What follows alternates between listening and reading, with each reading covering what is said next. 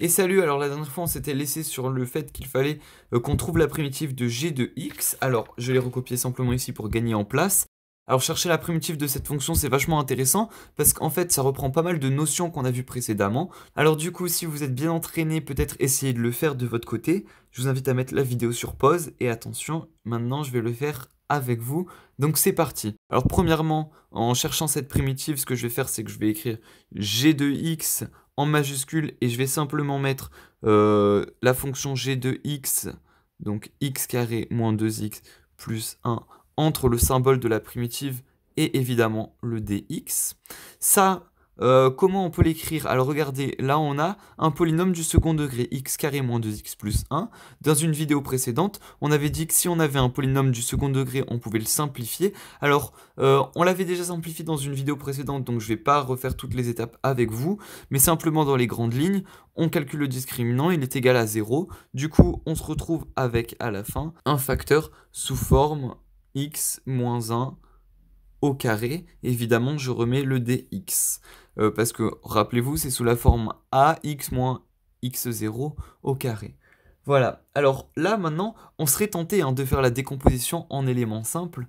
Mais non, rappelez-vous ce qu'on avait vu dans la vidéo, justement, où on parlait des propriétés dans lesquelles on ne pouvait pas utiliser la décomposition en éléments simples. Là, on a un carré. C'est-à-dire que les deux facteurs sont identiques, donc on ne va pas pouvoir utiliser la décomposition en éléments simples. Alors on va être obligé de trouver la primitive sous cette forme-là en fait. Donc là, on peut soit utiliser la méthode de l'intégration par partie, ou soit faire un changement de variable. Alors regardez, si on prend l'intégration par partie, là on a un x, donc peut-être on pourrait le transformer en 1, mais ça veut dire qu'il faudrait primitiver cette fonction, ce qui est faisable, mais ce qui est assez compliqué, ça nous emmène vraiment très loin. Il y a une autre méthode qui est le changement de variable. Alors regardez, avec quoi est-ce qu'on pourrait changer la variable? Alors là on a x-1 au carré, et là on a un x en haut. Alors ce qu'on pourrait se dire, c'est qu'on a presque x carré et x en haut, donc ça pourrait être simplifiable. Là, une autre manière de voir les choses serait de se dire, bah oui, là j'ai x moins 1, là au final j'ai aussi x moins 1 plus 1. Bon, on a plus 1, mais ça fait quand même x moins 1. Donc on voit qu'il y aurait peut-être quelque chose à faire, mais pour être très honnête, c'est surtout par habitude en fait qu'on se rend compte qu'il faut faire le changement de variable en x moins 1. Généralement, quand on a par exemple quelque chose au carré, au cube, etc., ben, c'est ce quelque chose avec lequel on va faire le changement de variable, ou quand on a par exemple racine de quelque chose aussi, parce qu'au final, pour rappel, la racine c'est puissance 1 demi, donc généralement c'est ce qu'on a dans la racine ou dans les parenthèses qui va nous donner en fait une indication sur le changement de variable à effectuer. Donc là c'est très simple, du coup je vais poser que grand X est égal à ce qu'on a dans les parenthèses, du coup petit x moins 1, et du coup on va calculer ce que vaudra le d de petit x. Donc d de petit x c'est 1 sur la dérivée de grand X, donc x moins 1 prime, et on n'oublie pas le d de grand X, mais ça c'est égal à quoi? La dérivée de x moins 1 ça fait 1, et 1 sur 1 bah, ça fait 1, donc ça fait 1d de grand X, donc au final dx va être égal à d de grand X, comme ceci.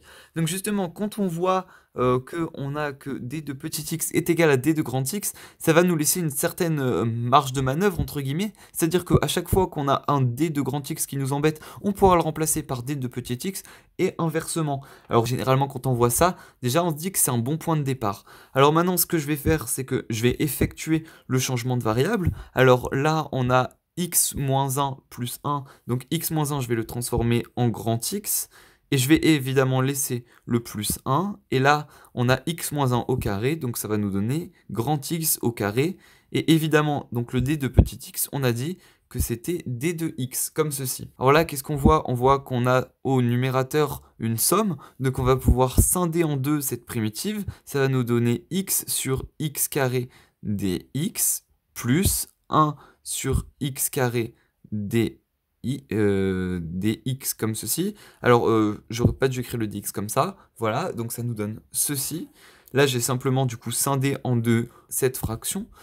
Et du coup, là, qu'est-ce qu'on peut écrire? Rappelez-vous la propriété qui dit que la primitive d'une somme, c'est la somme des primitives. Et ça marche aussi avec l'intégrale. Donc là, la primitive de tout ça, avec une somme au milieu, ça va faire la primitive du premier terme plus la primitive du deuxième terme. Évidemment, on mettra le dx des deux côtés. En fait, j'étais parti sur ça, mais j'ai préféré expliquer. Du coup, là, on a x sur x carré, comme ceci, et là, on a 1 sur x carré. Voilà. Donc maintenant, ce que je peux faire, c'est que je peux peut-être un peu simplifier. Donc là, on a x sur x carré, ben, on peut barrer le x, au final, ça nous donne 1 sur grand X dx, plus l'intégrale de 1 sur grand X carré dx. Alors maintenant, si vous vous souvenez des formules qu'on avait vues dans la première vidéo, là, on a la dérivée de x, bah, ça fait 1. Donc là, on a quelque chose sous la forme u' sur u. Et là, qu'est-ce qu'on a? On a en fait, si je réécris ça 1 sur x carré, c'est comme si j'écrivais x puissance moins 2. Mais rappelez-vous la formule qui dit que x puissance n, si je l'intègre, ça fait x puissance n plus 1 sur n plus 1. Donc là, en l'occurrence, donc je vais le faire. Hein. Là, premièrement, donc u' sur u, ça fait ln de u. Donc la primitive, c'est ln de u. Donc là, u est égal à x, donc ça fait x. Donc je ne vais pas mettre la constante, on la mettra à la fin. Plus, donc là, la primitive de ça, c'est x puissance n plus 1 sur n plus 1. Donc là, on a x moins 2, donc ça va faire x puissance moins 1 sur n plus 1, donc moins 2 plus 1, ça fait moins 1. Ok. Et donc ça, comment est-ce que je pourrais le réécrire? Donc je vais simplement simplifier ce terme. Alors ça nous donne quoi? X puissance moins 1 sur moins 1. Ça nous donne x moins 1, ben ça fait 1 sur x. Et là, donc sur moins 1, c'est comme si le moins, je le mettais devant, donc ça fait moins 1 sur x.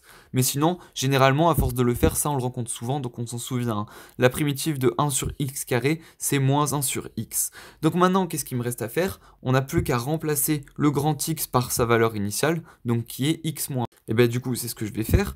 Donc ça nous donne ln de, donc grand x, c'est x moins 1, plus, donc là, on a moins 1 sur x, donc là, on va pas mettre plus, on va mettre moins 1 sur grand X qui est petit x moins 1, voilà. Et évidemment, je rajoute, hein, on n'oublie pas, la constante à la fin. Voilà, donc ceci est la primitive de la fonction petit g de x. Donc j'espère que vous, si vous l'avez fait de votre côté, vous avez réussi à trouver la primitive de g de x. Franchement, c'est intéressant hein, parce que ça nous a permis de revoir la factorisation de polynômes, qu'on ne pouvait pas faire des éléments simples partout, que la somme des primitives, c'était la primitive des sommes, de revoir également la primitive de ln de x et une primitive de x puissance n. Et voilà, donc c'est à peu près tout. Mais ça nous aura permis quand même de faire un tour d'horizon, on va dire ça comme ça.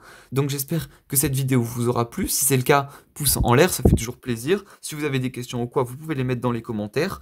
Rappelez-vous, la fiche de la première vidéo, vous pouvez la télécharger, hein, c'est totalement gratuit. Le lien est dans la description et de manière générale, c'est dans toutes les descriptions. Et donc maintenant, on a définitivement fini de faire le tour d'horizon des primitives. La prochaine fois, on parlera des développements limités et entre-temps, entraînez-vous bien sur les primitives.